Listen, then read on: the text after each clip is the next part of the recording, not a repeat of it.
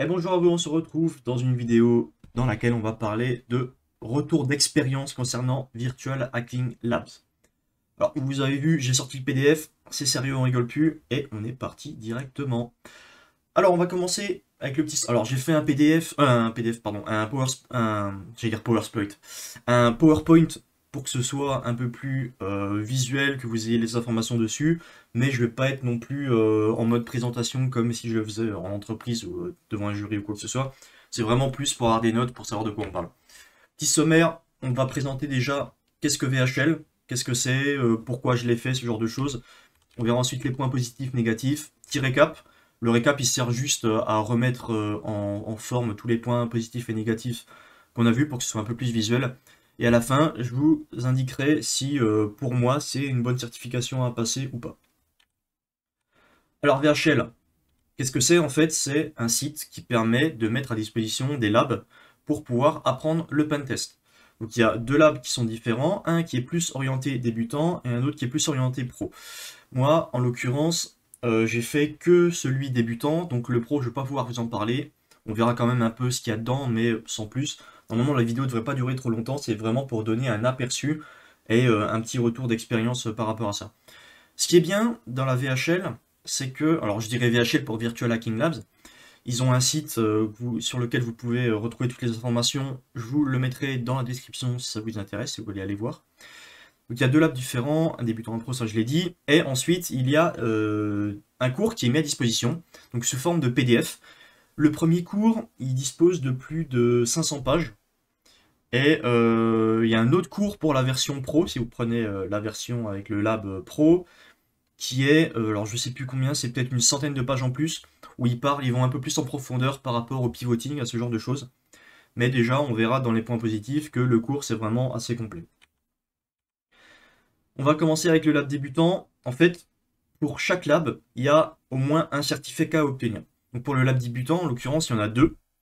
Il y a, on va dire, le Virtual Hacking Labs Certificate classique. Donc en fait, vous pouvez, enfin vous avez à disposition le cours. Pour réussir le certificat, qu'est-ce qu'il faut faire? Il faut réussir à hacker 20 machines qui sont d'un lab qui sont considérées comme faciles / intermédiaires. Et ce qui est intéressant, on reviendra plus tard dessus, mais c'est qu'il faut écrire un rapport par rapport à toutes les machines que vous avez attaquées. Et à la fin, si vous avez réussi à fournir un rapport et qu'il est assez correct et que vous avez fait tout ce qu'il vous demandait, eh ben vous récupérez votre certificat de complétion. Vous avez vu que c'est marqué certificat de complétion et pas certification.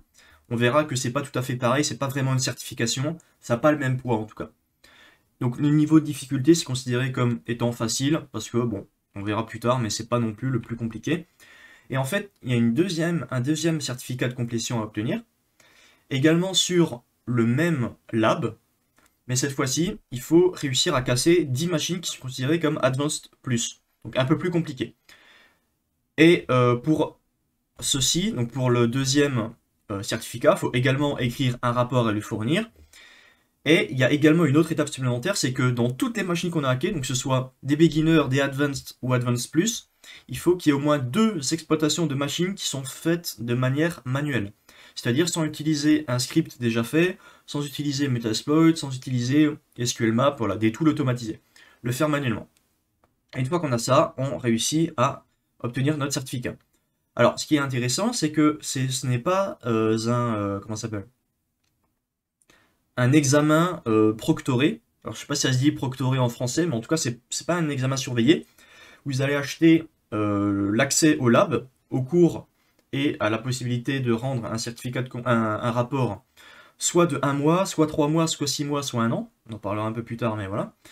Et en fait, vous n'avez pas de temps défini. C'est-à-dire que si vous prenez 1 mois d'accès au lab, eh ben, vous faites votre lab tranquillement, vous prenez des notes, vous faites votre rapport, et à la fin du mois, vous pouvez l'envoyer, ou même vous pouvez l'envoyer avant, ou même un peu après, si vous n'avez pas totalement fini de prendre vos notes, mais si vous l'envoyez après, vous n'avez plus à avoir accès au lab. C'est-à-dire que si vous prenez 1 mois de lab, que pendant les 31 jours, vous faites les machines, vous les hackez, machin bidule, et qu'ensuite vous voulez rendre votre rapport 2 semaines après, vous pouvez, mais vous n'aurez plus accès au lab pour continuer de la prise de vos notes, ce genre de choses. Donc, ce que je conseille, c'est vraiment, en même temps que vous faites les machines, prenez des notes d'absolument tout, des captures d'écran surtout, ultra important.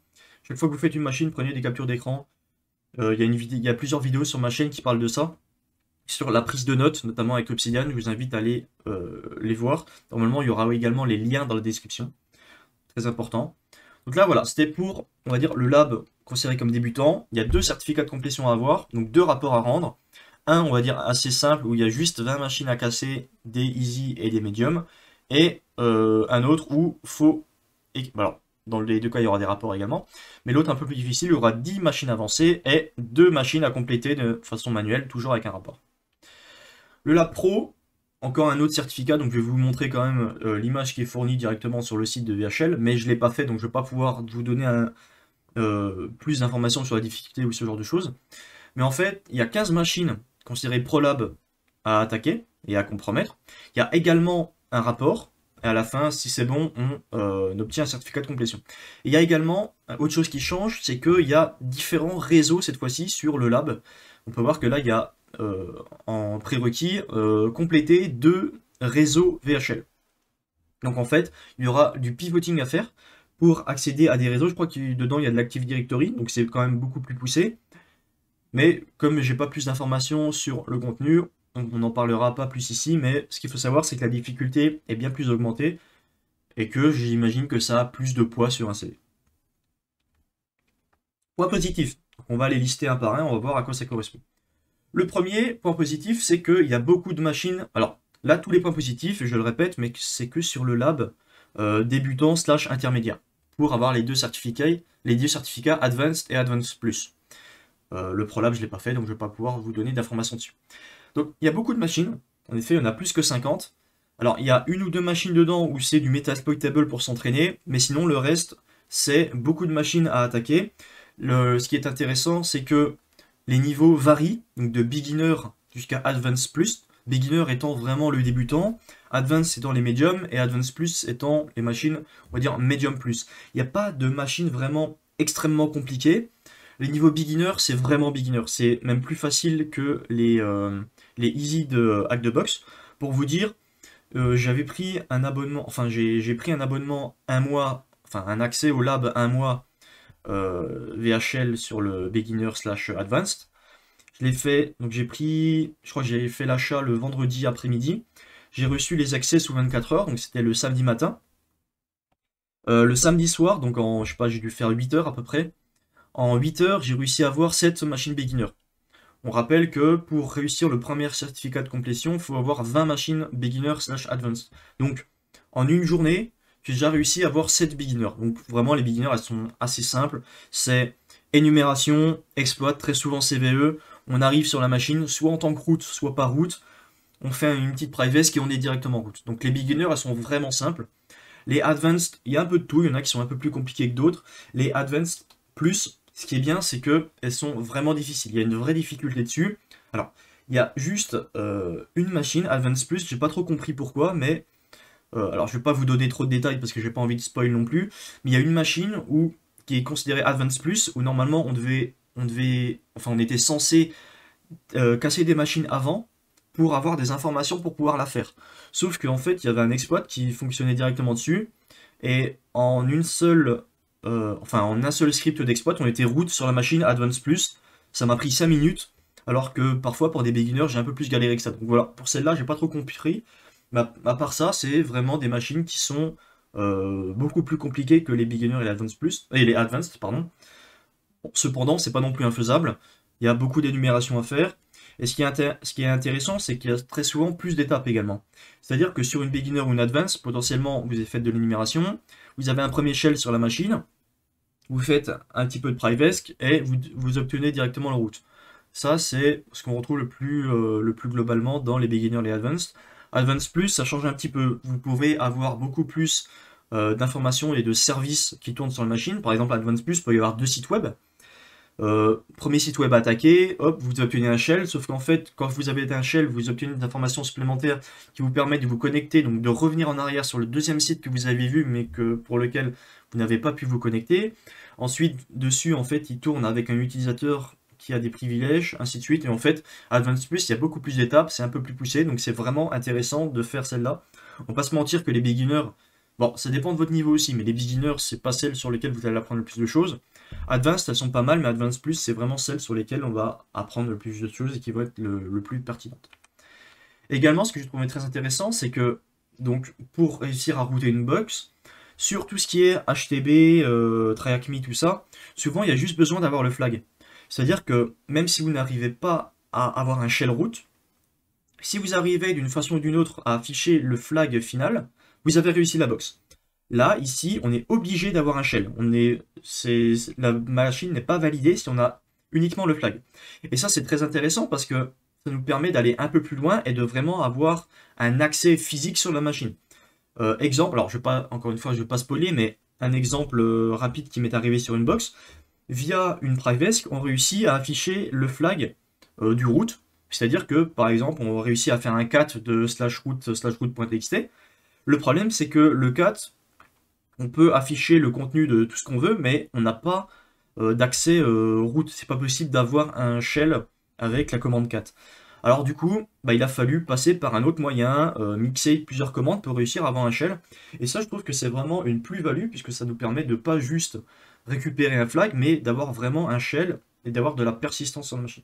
Donc ça, vraiment, très gros point que j'ai apprécié, c'est que on est obligé d'obtenir un shell et pas juste récupérer le flag.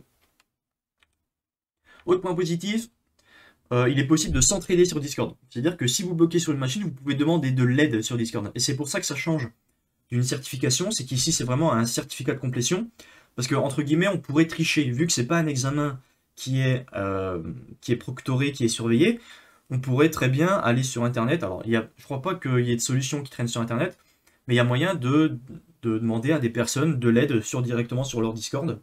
Donc bon, ça permet de nous débloquer, ils peuvent nous donner des petites astuces, ce genre de choses, mais c'est pour ça que c'est pas non plus reconnu comme un vrai certificat, vu qu'on peut demander de l'aide à droite à gauche depuis l'extérieur.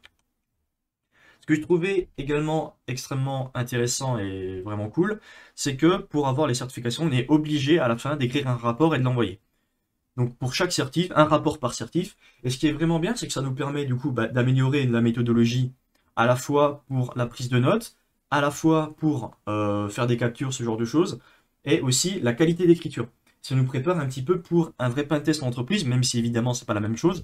Le fait de structurer ses notes, de prendre des notes de tout, des captures d'écran, d'écrire et de documenter les étapes qu'on fait, ce genre de choses, ça nous permet vraiment d'améliorer notre méthodologie, notre qualité d'écriture et de se préparer pour ensuite la vie active. Quand je dis vie active, c'est écriture de rapport, pentest, ce genre de choses. Le cours est vachement complet, comme je vous l'ai mentionné au début, vous avez accès à un cours de plus de 500 pages. Donc ça c'est pour la version, on va dire, classique. Pour le mode pro, enfin pour le lab pro, vous avez une extension qui est, je crois, une centaine de pages, un peu plus, qui rajoute des fonctionnalités et d'autres choses supplémentaires qui ne sont pas forcément vues dans le cours de base. Et attention, par contre, le cours, je vous conseille de le télécharger dès le début, et limite d'en faire plusieurs copies, parce que si vous ne le téléchargez pas avant la fin de l'abonnement, c'est perdu. Vous ne pouvez plus ensuite retourner sur le site pour le télécharger. Une fois que votre abonnement est terminé, vous n'avez plus accès à cette information-là au cours, donc téléchargez-le dès le début, faites-en des copies sur votre PC pour être sûr de le retrouver et de ne pas passer à côté. Le cours est très complet. Normalement, vous pouvez faire la plupart des machines uniquement avec le contenu du cours. Si vous voulez voir un peu à quoi ça ressemble, normalement, sur le site Virtual Hacking Labs, vous avez un sommaire du cours et de ce qu'il contient. Donc vous pouvez aller dessus et voir à peu près les noms des chapitres pour voir ce qui est couvert dedans. Également, chose intéressante, c'est le prix. Quand on voit le prix de l'OSCP qui est maintenant pour 3 mois et un exam attempt qui est à 1500 €, bon, ça pique un peu. Là, ici, c'est vraiment pas cher. Pour un mois, le prix est de 93 €. Alors, attention, j'ai pas mis les prix pour 3 mois, 6 mois, 1 an, mais je crois que 1 an, c'est quelque chose comme, je veux pas dire de bêtises, mais 400 ou 500 €. Donc, c'est pas non plus donné. Mais pour 1 an d'accès, c'est vraiment pas cher non plus. Attention, le prix qui est donné ici, c'est hors taxe. C'est-à-dire que pour 93 €, là, finalement, vous allez payer quelque chose aux alentours de 120 €, avec les taxes comprises. Donc voilà, pour 120 €, 120 € pour un mois, c'est très... Alors, on en parlera après, mais le lab est très... Et même les deux certifications sont très largement faisables en un mois. mais on reparlera de ça plus tard. Donc le prix, aussi, point positif, très accessible. 120 € pour avoir un accès à un mois, il y a des machines de qualité, on voit pas mal de choses, donc c'est vraiment cool. Donc, comme j'ai dit juste avant, c'est largement faisable en un mois si on passe environ, allez, on va dire à peu près 2 heures par jour. Pour vous donner une idée, moi j'avais passé presque 2 semaines, les 2 premières semaines, enfin c'était pas les 2 premières semaines, ça devait être la première semaine non-stop dessus, et j'avais terminé comment ça s'appelle, le premier certificat de complétion, et j'avais dû faire la moitié du deuxième certificat, donc j'avais pété les 20 machines qui étaient nécessaires, donc beginner slash advanced, et 5 machines advanced plus. Donc à raison de 2 heures par jour, je pense que c'est largement faisable en un mois. Surtout si vous pouvez mettre un peu plus de temps les week-ends. Ça dépend forcément également aussi de votre niveau. Mais en un mois, c'est toujours possible. Et si jamais vous n'avez pas le temps de finir, vous pouvez toujours reprendre une extension de lab pour reprendre potentiellement un mois de plus.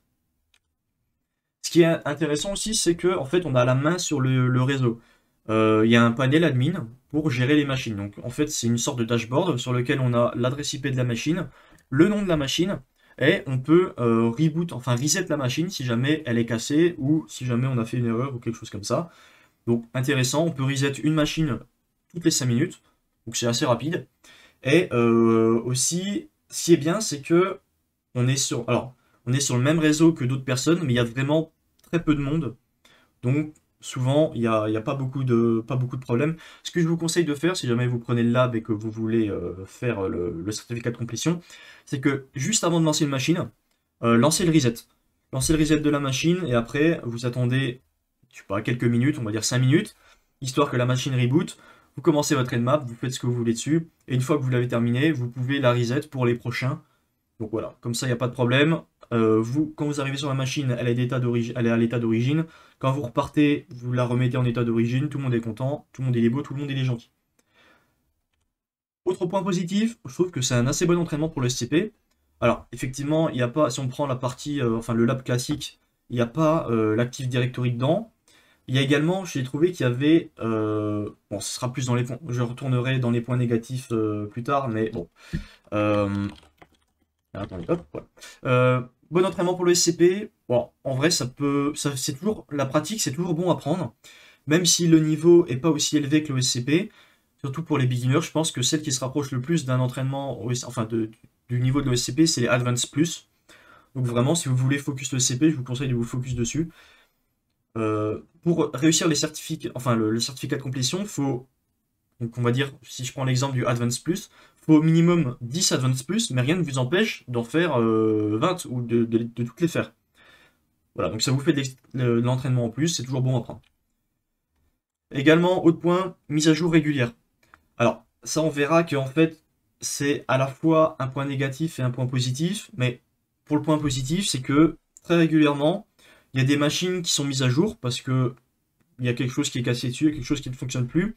Il y a des nouvelles machines qui sont ajoutées aussi assez régulièrement. Alors quand je dis régulièrement, c'est quoi? C'est peut-être une fois tous les mois, une fois tous les 2 mois. Il y a une nouvelle machine qui apparaît.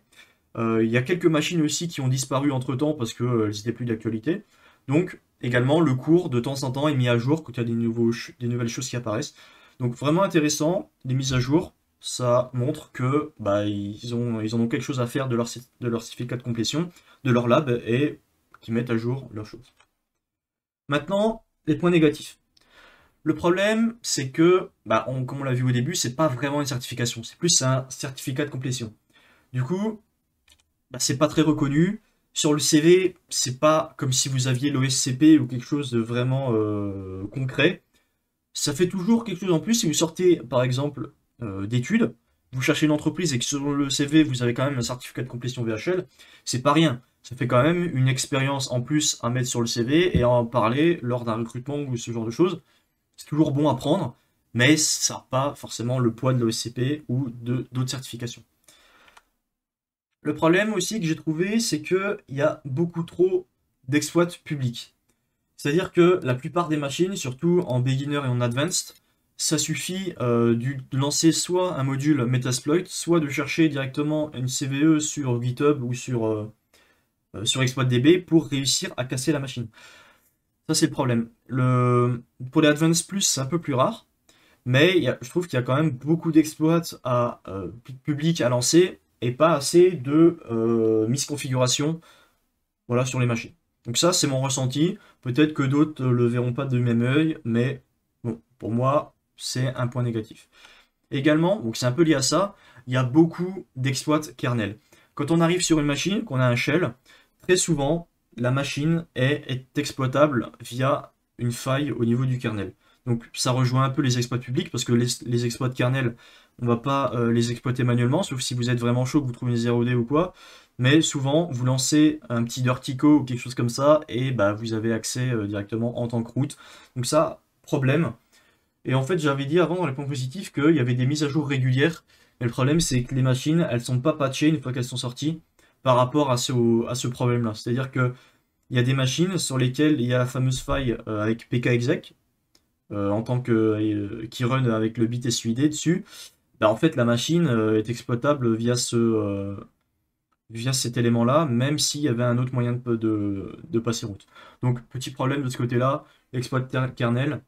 C'est dommage parce qu'il y a la grande plupart, la plupart, enfin, je vais même dire la majorité des machines qui peuvent être exploitées via ceci, et je trouve que c'est assez problématique.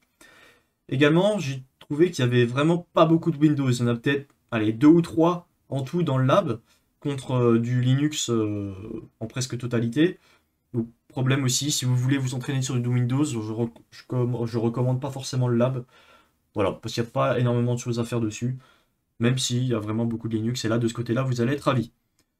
Comme j'avais dit avant, le lab, en fait, est partagé avec d'autres personnes, donc ça peut être un petit peu problématique, vous pouvez vous faire spoil les box, mais, comme j'ai dit juste avant, c'est assez mineur, parce que vous pouvez reset les box, et il y a vraiment très peu de monde qui sont dessus, donc c'est vraiment pas problématique. Et également, je vous avais dit que vous pouviez demander de l'aide sur le Discord, mais que bah, malheureusement il y a très peu d'activité dessus.